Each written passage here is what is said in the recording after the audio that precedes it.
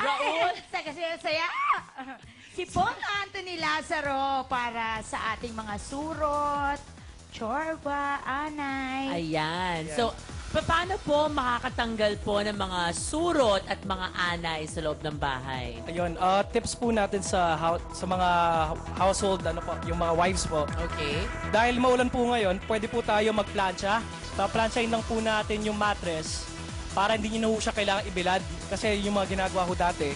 Tapos, para So, siguro... pag plinansya nyo po yung mattress, Mamamatay na yung mga surot. Opo. So, hanggang ilalim po, namamatay siya? well, paplansyahin nyo pati yung the other side po. Kabilang side. Uy, maganda yan. So, after po nun, vacuuming lang po natin. Tapos, Siya na sigurado, spray na lang po. okay. At So, saan yung- naman to nakakatagpo? I mean, saan natin natatagpo yung mga... saan natin nakikita? Oo, yung mga surot. Oo, sa mga, kutsyon, hindi Sa ba? kutsyon po, sa sofa. Sofa. Yung mga malalambot po. So, yung mga cabinet, mga katre po Oo. lang sa mga katulong. So, madalas po doon yung mga madalas na pinag-uupuan kasi Ayan, oh. tumilipat-lipat Ayan ang po siya. picture ng surot. Ay! So, Ayan. nakakagat yan. Oo, yan yung mga makakate, di ba? Pag Opo. nangagat. Lumalabas lang po siya sa gabi. Oo. So, parang vampira po tawag sa kanya. Pag umaga po, usually hindi siya kita. De, sige, ulitin natin. Doon sa kama, kailangan paplansyahin po natin. Tapos, pagka-plansya natin nung ibabaw, ibabaliktad natin, paplansyahin natin yung Opo. ilalim. Tapos, Okay. vacuum. Yun po. May mga ibang ways pa ho para sugpuin itong mga surot. Sugpuin. Ayun, sa kama niya po, ito po, kay Vaseline, yung petroleum jelly. Lagyan niyo po yung corners po ng kama, yung paa. So, i-greasean niyo lang po yung mga corners niya para hindi ho makaakyat, nadudulas po sila paakyat. Nadudulas. Opo. So, sa corners lang sila nakakaakyat? Yung point of contact po sa lupa po sila eh. So, doon po sila dadaan. So, kapag ginrasahan niyo po yun, yung sa nakakaakyat. Opo. Ayan, Hindi na sila ganun naman makakaakyat. pala. O ngayon, pumunta naman tayo sa mga anay. Anay po. Oo. Termites. Naku, ang hirap-hirap niyan. Yun po, ito po sample ng pinagkainan ng anay. Pag nakita nyo, parang butas-butas po talaga siya, no? Parang nest po yan. So, ang anay po, basta po may cellulose o kahoy po yung sambagay, kinakain po niya yun. Kahit na anything po siya, mga libro, mga Kinakain niya. Opo. Oo, Okay, so, paano ka makakaiwas ng mga anay sa bahay? hindi, meron talagang pampatay ng anay eh, di ba? Opo. Ano nyo po yung gamo-gamo? Yung Gamo. mga usually po yun, isa lang po nagsusurvive doon. Pero ibig sabihin po nun, nagiging colony na po siya ng termites.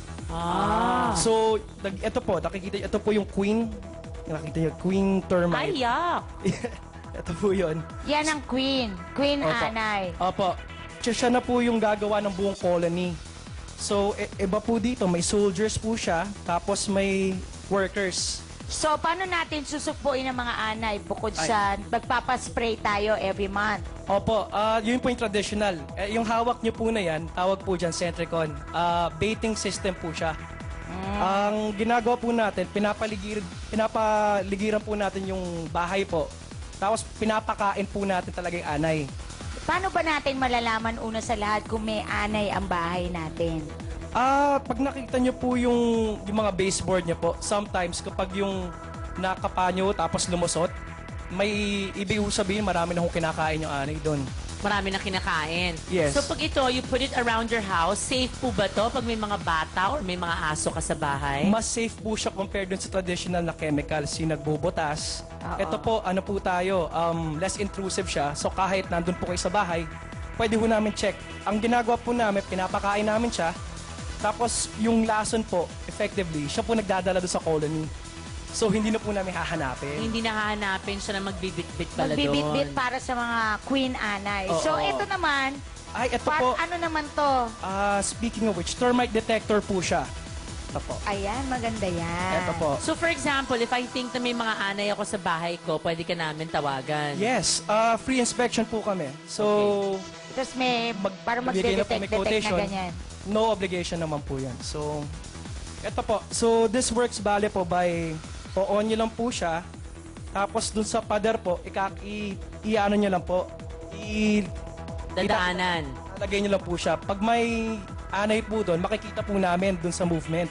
Up to 6 inches po ng pader. Kung may anay po doon, malalaman po namin. Okay. Ang langgam naman, kasi alam mo, may nagsabi sa akin, wag daw Marami. patayin yung mga langgam kasi swerte sa Oh, bahay. ano ba ang sinasabi nilang swerte? Di ba sabi nila pag yung itim or yung pula, alin ba ang swerte? Ako Itim. alam ko yung Itim. itim, di ba? Swerte yon. Pula kasi nangangagat, masakit So pag mangagat. itim, po. minsan, hindi ko masyadong pinapatay. Pero pag sobrang dami na, binabasa ko na lang. Oo. Swerte ba talaga ang mga langgam? At yung mga ibang tao naniniwala po noon. No? So sa kanila, pamahiin nila, ayaw na po namin sirain yon. Pero ito po, Pag sobra ng dami, ano naman ang gagawin natin? ayun, ito po, parang similar rin po doon. Ang gagawin po namin dito, gel po to eh. Nilalagay po namin siya sa daanan ng ants. Kasi ayaw po na yung makagat. Ito rin po, same thing. Dadalhin po nila yung lason doon sa colony.